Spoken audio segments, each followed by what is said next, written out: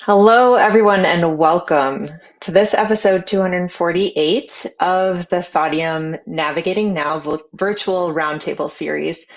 I'm Nicole Zemas. I'm a consultant here at Thaudium, and I'm your host for today's episode.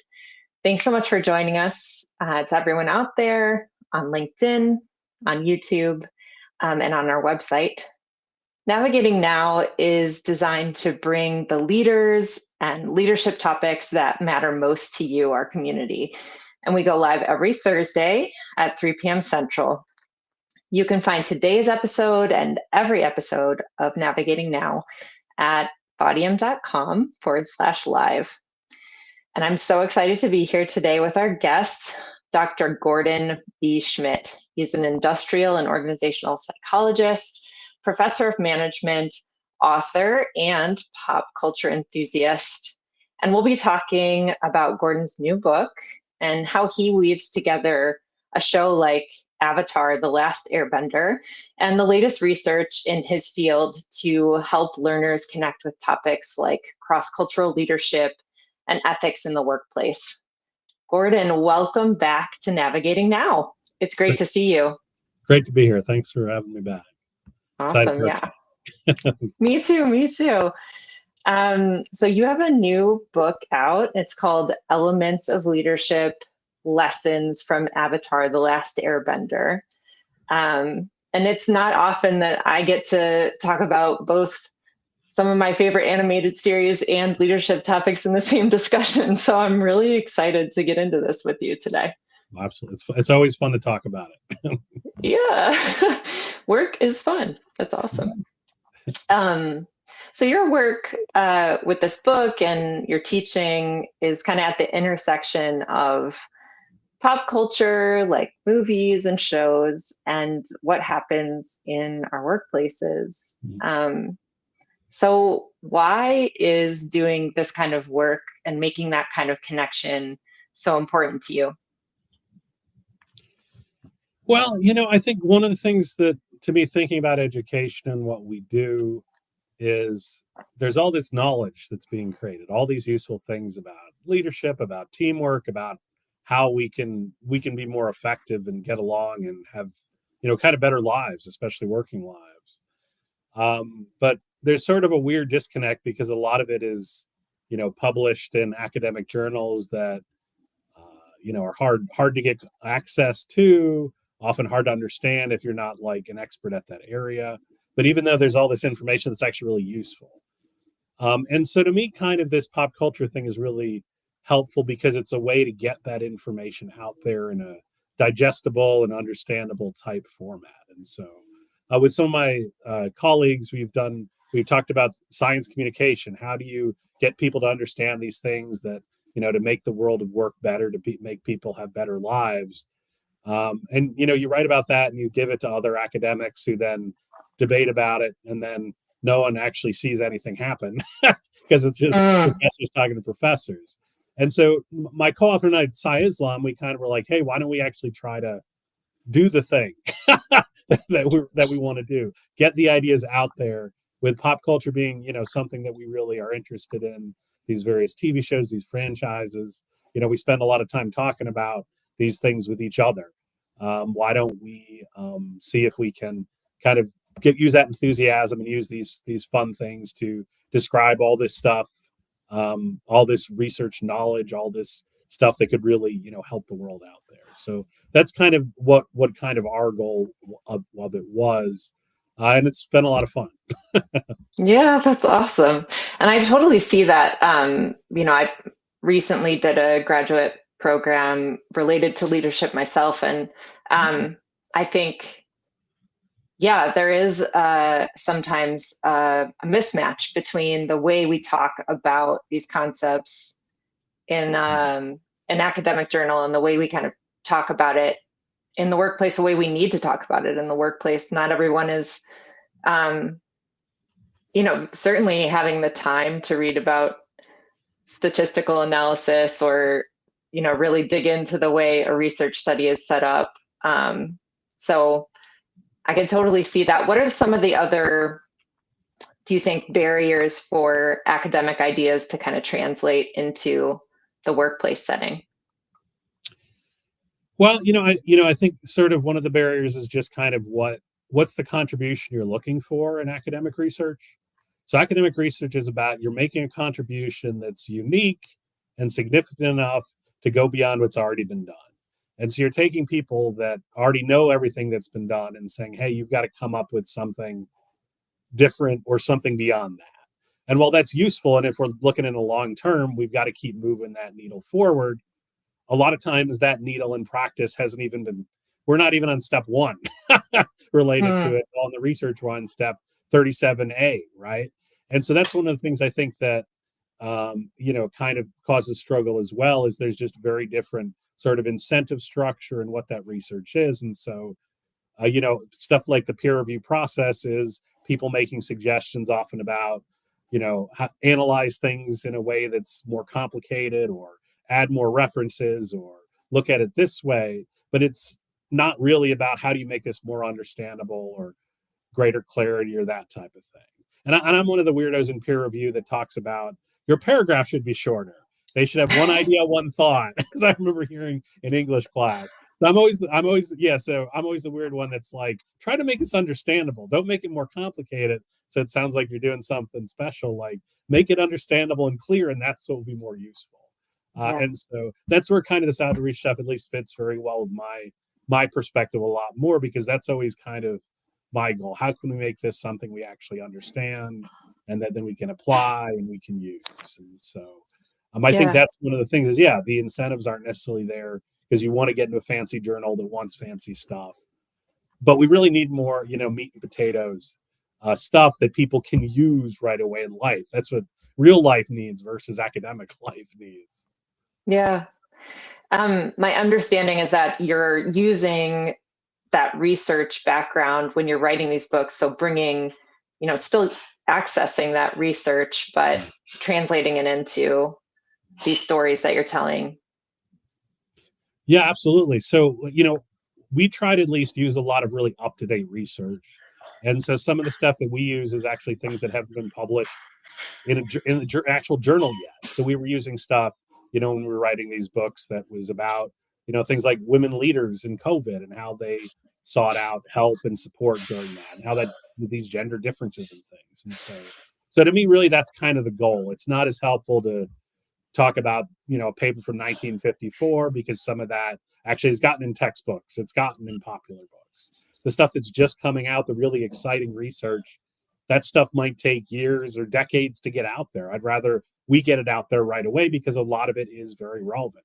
There's parts of it that people really should know or should use, that they don't know, and they're not going to know unless we find ways to translate that well. Yeah. So in the example with women and work in COVID, how did that translate into like a pop culture example? Yeah, so we talked a little bit. So that was related to the Marvel book more. It was talking about kind of the support that you need during stress, and so we talked about with superheroes, it was about the all the stressful things that happens. You got big villains like Thanos. You've got being put at risk. You've got family members being put at risk. You've got these big things happening, and how do you keep kind of from burning out, from that type of thing.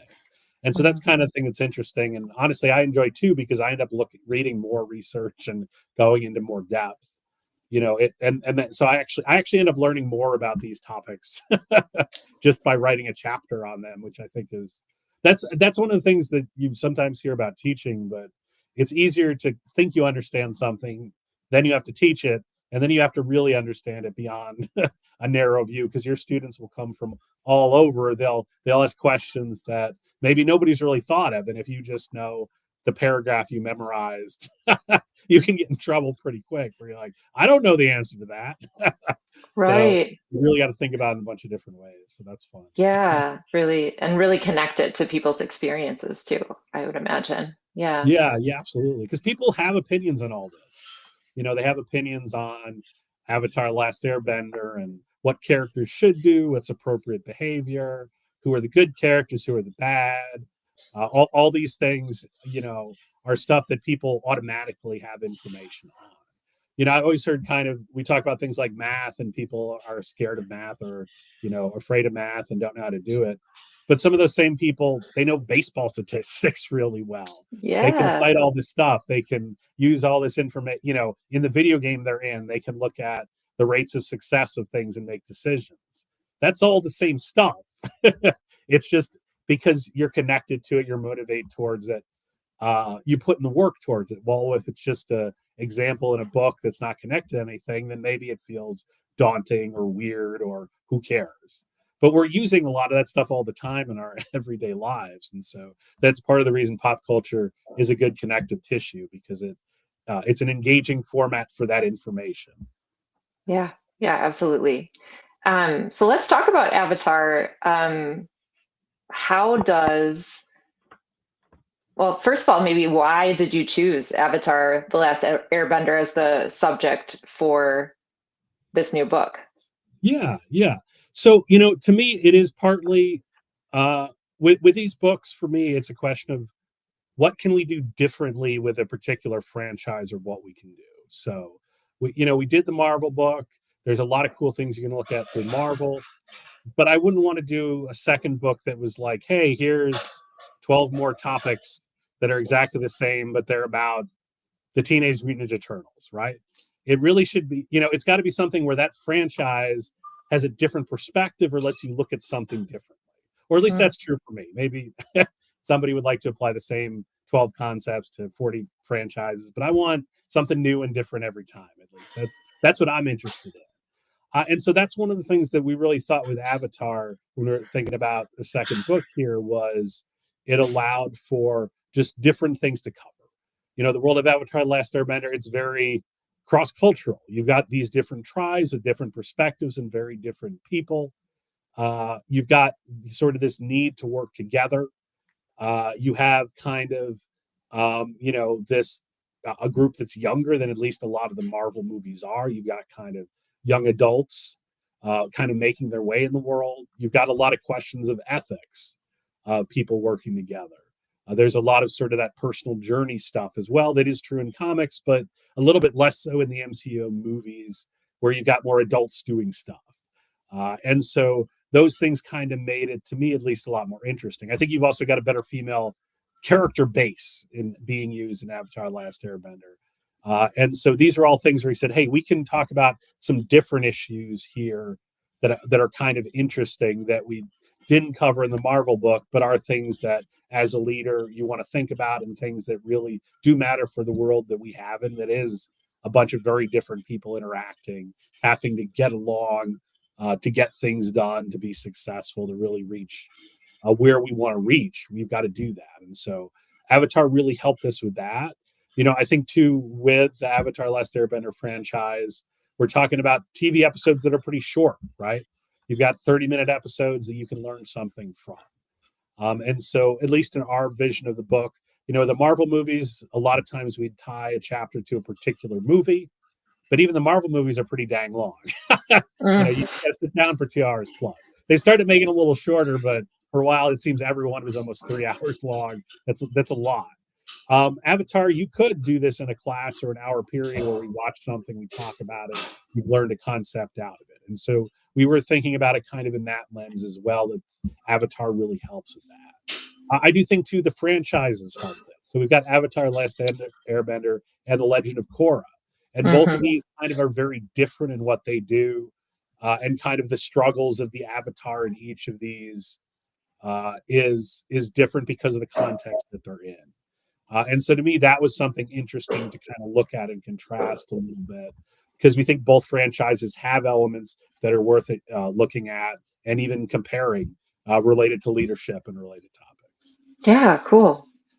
It sounds like there's a lot of good, juicy themes that came out of the show, Oh yeah. that you were able to kind of tap into. I heard you say things are, themes around, um, actually conflict, and Yes.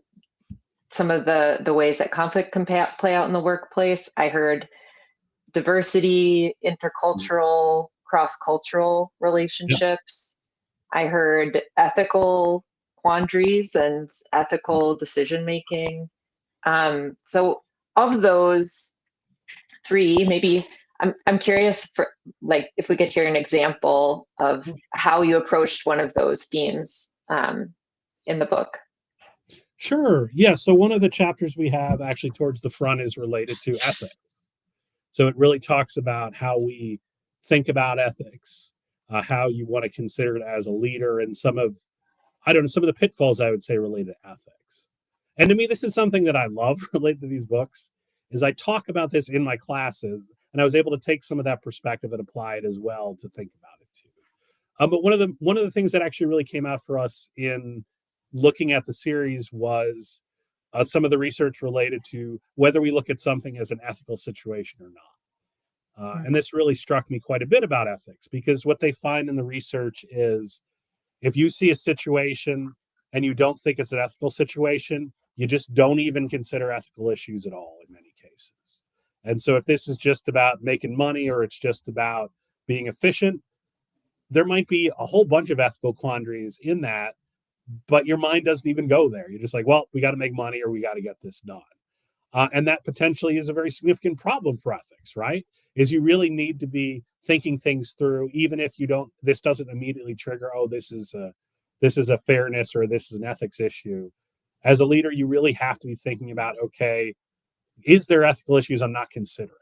Because kind of, at least from my understanding of the research, you won't necessarily automatically see that. You've got to effortfully think about it. There's a great example of that kind of within Avatar the Last Airbender, kind of related to the issue that really starts the whole original series, which is this idea of the Fire Nation kind of tries to take over the rest of the world. It kind of takes control, does these bad things that ultimately the balance of the world is upset. And so there's certainly a number of reasons that happens. But one of the reasons really that comes out for me when we look at the franchise is related to the Avatar before Aang, this Avatar Roku. He was a member of the Fire Nation. He was good friends with the Fire Lord of that time. And so in that case, he's got this personal relationship with someone who is unbalancing the world and probably doing things the Avatar should be working against. But because of their personal relationship, to me, I don't think Roku sees the situation for what it is, right? He doesn't understand the potential for bias or that he really should be thinking about the ethics of what's going on. It really until way too late in the situation of what was happening. And that's something that can really happen to us, right? So people we don't like, they can be unethical or jerks, or obviously they're doing bad things, but our friends are our family. Like, they never do anything wrong, right? They must be acting ethically. But that's not always going to be true, right? It's not that our company will always be ethical. We can't just generically assume that, because if everyone in our company just assumes if we're doing it, it must be ethical, we're probably going to start doing some bad stuff, or it's not too hard to get there, right? And Yeah. so that's one of the things while we have to watch. And so to me, we can put some of the blame for this big problem that happens on the fact that Roku, instead of focusing on really considering this problem that was happening at Fire Nation, is blind to it because of his personal relationships, because it doesn't trigger in him, hey, maybe we should be doing something differently. Maybe I should be getting involved, because he's supposed to represent all of the different nations. So the Earth Kingdom, the Air Nomads, the Fire Nation, the Water Tribes. He's supposed to represent all the different cultures, the whole cross-cultural world, not just the Fire Nation's goals. And by not really thinking about that, we get into a very bad situation where unethical things happen, bad things happen to the world goes out of balance, partly because the Avatar dropped the ball related to these ethical issues that were happening. So Yeah. What's in our world, what's an example we might be able to apply that to? I mean, I'm hearing, it's important for leaders to be kind of scanning the environment constantly, thinking about what are the potential ethical issues that are coming up for me, for my employees, and and doing some reflection about yeah. how how they're making decisions, how they're approaching those issues. But what is where are those fire lords in our real world? What's some examples of that? Yeah, well, one of the things that I do think of related to is a lot of the car manufacturers and things like emission standards. And so Mm, you saw both with German automakers and Japanese automakers and others where, you know, they were coming up with ways to pass things like emissions tests by basically not monitoring them correctly or keeping numbers down.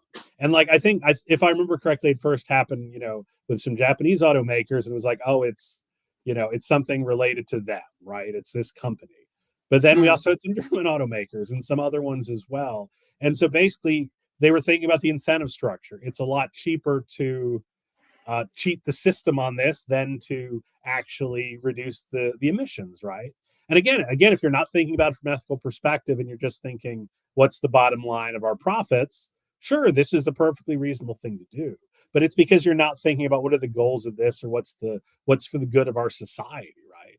And what our society has these things for is not find the best way to cheat them. It is how do we actually reduce these type of emissions? I do think that as well of things like cheating in classes, right? Is that, yeah, you can cheat and get a better grade or maybe do a little bit less work, although cheating also takes work on its own. But you're ultimately cheating yourself out of the knowledge from the class. And so if you go through a whole college degree where you've learned nothing and you cheated the whole time, how are you going to do that when you get to work? You haven't actually learned the skills you need to learn. mm, And so I think that's one of the things too, where we need to be intentional on things and actually proactively think about things like ethics, because in the moment it might say, oh, we're just trying to get this done, or this doesn't matter, or I don't have time to think it through. But those are the things that lead to overtime issues. Like I'm sure in a lot of cases, people don't think I'm going to do something morally questionable today, right? right. It's that a number of small things build up that are kind of questionable or kind of ambiguous, and you get to a point where you're past the point of no return, right? And the more that you've built your things on, it's not suddenly those automakers could say my bad, right? Mm, Because there's going to be consequences monetarily, people are going to get fired, and therefore you perpetuate the system because you've went too far. It's a lot better to have thought this through to start with. And so I'd mhm, recommend, big decisions in general, you should be thinking about the ethics or the impact of what you're doing, because there'll usually be some component. Maybe this is going to make you money, but it's going to hurt your customer base as people. It's going to hurt your mm, local communities in a way that you probably need to be taking those things into account, because your long term is often based on the success, the sustainability of all those things. You can't sell products if you've killed all your customers, right? And I think too often we act like we don't need to think that long term or what's the appropriate thing to do. mm. So I think that's something we definitely talk about in that ethics chapter. Some is you need to be intentional on that. Yeah, yeah, that makes sense. You also talked about how you chose Avatar because of it's more episodic. Hmm. It's shorter, maybe a little more accessible to consume an entire episode, maybe in the space of a class or a workshop. Um, I'd love to hear a little bit more about how you think about learning design, like Yeah. someone using your book to, um, you know, inform a workshop or something like that. How does learning design flow out of this book? Well, to me, I think learning design. I think about classes. I think about consulting engagements, but it's really about what's a unit of thing that helps us to understand what we're doing. There's going to be some sort of discussion of it. There's some presenting of information, but there's also got to be some often interpretation or reflection on what's going on. And so that's the thing I do think is nice with the episodes is, you could really structure it as you learn a concept, we watch the episode, we discuss what we saw. It could also be we watch the episode, see what happens, talk about what we see, and then we learn the concept, right? And so I to me, there's always any type of really learning is about cycles of kind of seeing examples, talking about what's the big concept of what it is, but then how does it apply? How does it get complicated? And how does it apply to you? And so we do some of that in the book as well, where it's like, here's an example, here's the concept, and here's your reflection on how this relates to me in my own situation. Because that's one of the issues I think does come up with things like leadership, is that if we think leaders are only CEOs or presidents, Hmm. they're not us. And so therefore we don't have to be a leader or we're not a leader, right? But Yeah. being a leader is really about leadership. It's influencing others. And so you're influencing people on your team. You're trying to influence your children. You're trying to influence, hey, you're trying to influence your parents, your peers, everybody, because that's part of what it is. And so a lot of people are engaging in very important leadership, but don't always see it as that. And when you don't see it as that, it's harder to apply some of the things we've learned about leadership to it, even though it's very relevant. And so we talk about in this book, we talked about in the Marvel book, but things like, where does power come from? How do you have power? What are different tactics you can use to influence other people? Those are all really crucial to our lives, because even if you've got a good idea, or even if you're right, if you can't convince anybody of it, if you can't build a coalition, depending on what's going on, a lot of times even something that's the best thing to do doesn't happen. It takes energy Mhm. for things to happen. It's not objectively everyone agrees this is a thing and we're going to work towards it. A lot of times we've got to kind of build that influence, work it together, get people on board. And so that's sometimes I think some people do seem to think, if I've got a good idea, it's going to happen. No, you've got to often influence people. You've got to convince people. You've got to, work together with people for something to actually happen. Yeah, that's so interesting, because I think in the context of the show or the movies that you've worked with, when there are these kind of superhuman characters, uh, you might think that they just use their powers and the thing happens, but in fact, they are also humans who have to Oh deal yeah, with their environments um, and navigate things. And typically, their superpower isn't isn't the whole answer to the question. It's yeah. just part of that. And Well, and I think it's really hard too when you look at things like superheroes. Is like, in the superhero comics, you have people that literally individually have saved the world multiple times, and then they have to come together because they individually can't take care of a threat and find, how do we work together to yeah, stop this thing, right? Talk about the potential for ego, right? If you've saved the world 27 times, why are you going to listen to me when I tell you, hey, do this? This is what's going to work. And I think it's true, for the team Avatar, and as well as Team Core as well. It's like, you have people that are very skilled, people with experiences, people with different perspectives, but you can't do it on your own. They have to work together. And mhm, that's very true for most difficult jobs. Most of the big decisions in the world is you need people with different skills together, working together. It's not one person is gonna can do everything on their own, and it's not one person has the correct perspective in most cases. So yeah, yeah, absolutely. Um, do people need to know everything about Avatar to be able to get something out of your book? no, in fact, I don't know if you need to know anything about Avatar ahead of Oh, time. cool. And so what we do in terms of the book setup, for every chapter, we tend to focus on an episode or two that are related to the topic. So you could have, as long as you got it, I think right now Avatar's on Netflix, I believe, is you could read the chapter and then boot up the episode and see what we were talking about. You could watch the episode first and then read the chapter right after. And so, if you're a super fan, you might certainly be more drawn towards the book. But our idea is, at least, if this book is not a book of references or inside jokes on Avatar that you need to understand the concepts. This is something where you can really pick up and play in that way. And that's a big thing, with the Marvel book too, is there's a lot of Marvel continuity that we could build in that you need to know, but we didn't. It's very much of like, hey, we'll tell you who Black Panther is in the basics, and then we'll describe it. Watch the movie if you want more information, right? And so that really is kind of our perspective, because again, as I'm saying, this is science communication. We don't want you to have to watch 28 movies or watch the whole Yeah. series to have any idea what we're talking about. We want this to be really something where you could just pick up and go pretty easily, and watch the one thing, read the book, you've got the leadership concept. That's at least what our goal has been. And we've gotten pretty good feedback that people have thought it's been pretty good at very pick up and play with wherever you're at, casual fan, non-fan, super fan.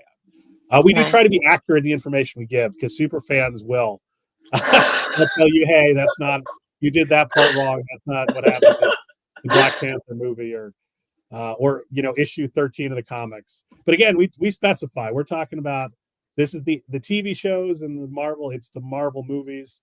We're not in the comic continuity. We're not in, and Avatar's got a bunch of comics and video games and other stuff too. And so, like, yeah, maybe something else is said in those, but that's, we're talking about the big concepts. We're using this sample size. So. Nice.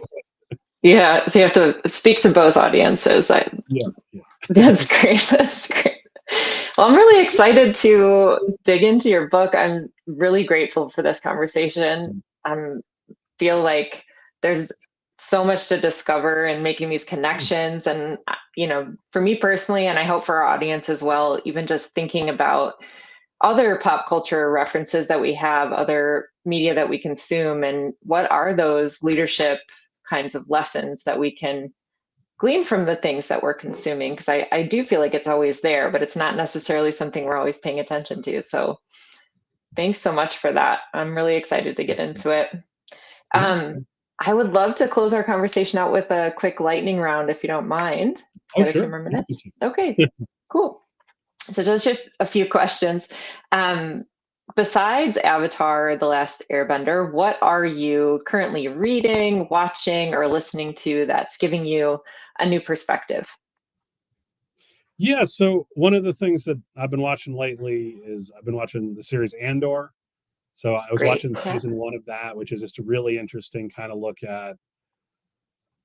It's really a lot of leadership, a lot of influence, a lot of politics, and kind of the Star Wars universe pre the original Star Wars movies. And it's very dark. It has really made me think about kind of who's the audience for franchises as well. Because as a kid, I liked lightsabers and adventure, and I'm like, this is a pretty dark adult series for Star Wars ultimately. And I think that's an interesting thing with franchises. Franchises now are, they've got the stuff for kids, they've got the stuff for adults, they've got the stuff for super fans and for, casual fans. And it's kind of really interesting with that, because there's so many different ways to look at series. And there's been a number of books looking at Star Wars. There's a leadership book in our series on Star Wars. There's a couple great books on negotiation in Star Wars as well. But yeah, I finally got to sit down and watch some Andor, so that's been kind of fun. We did a thing on Garfield recently, and the restaurant Garfield Eats. So I've been reading some Garfield. Nice. My buddy from grad school, Liz Boyd, and I, we love Garfield jokes and Garfield memes, and we just send them back and forth to each other. And so this opportunity came up for a conference to talk about Garfield in this weird Garfield Eats restaurant. And so Garfield's been part of that. And I've been reading some comics lately too. We're reading these Brave and the Bold comics from the late 70s, which are kind of crazy. They're all about Batman teaming up with somebody. So it might be Wonder Woman, it might be the Flash, it might be Aquaman. And they're all kind of goofy, but just kind of fun with it's just very much like you read for 20 pages. You don't necessarily agree with every characterization, but it's just lots of interesting wackiness. And that sometimes it gets lost when we look at big seriousness in series, and everything's got to be as serious as possible. That's what, the new Superman movie I think is a great movie, because it really gets at a lot more of the humor in Superman, which is more of what I like my humor with my superheroes, because superheroes are ridiculous. Life is ridiculous as well. We don't need dourness all the time. Yeah, so we need superheroes being kind of interesting, a little goofy. So that's what I'd prefer. Nice. Yeah, I got to get some goofiness in there for sure. Yeah. Last question. I'd love you to think of a quality that you admire in yourself, and don't say it out loud, but what's a quality that you admire about yourself? And then I'm going to have you fill in the blank on this sentence. Okay. If the world were more like Gordon, it would be blank. I would say thoughtful. Yeah. Trying to think things through is always what I'm trying to do, at least. Nice. Nice. Well, here's to a more thoughtful world. If people want to find out more about your book or about your work, where can they look for you?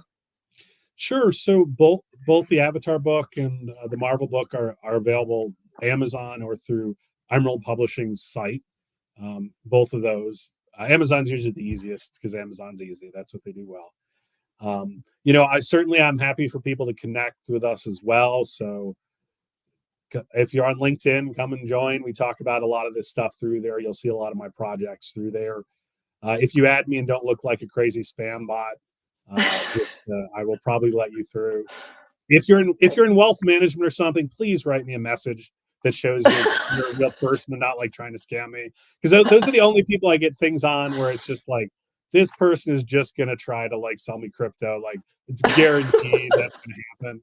Like there's real people in wealth management that I'm fine with being connected with, but usually weird crypto people try to sell me stuff through LinkedIn. I'm not gonna accept if you look like that. So prove you're a real person. Mention this episode, and I'll let you in. You start selling me crypto, I might get rid of you, but I'll let you in if you mention navigating now.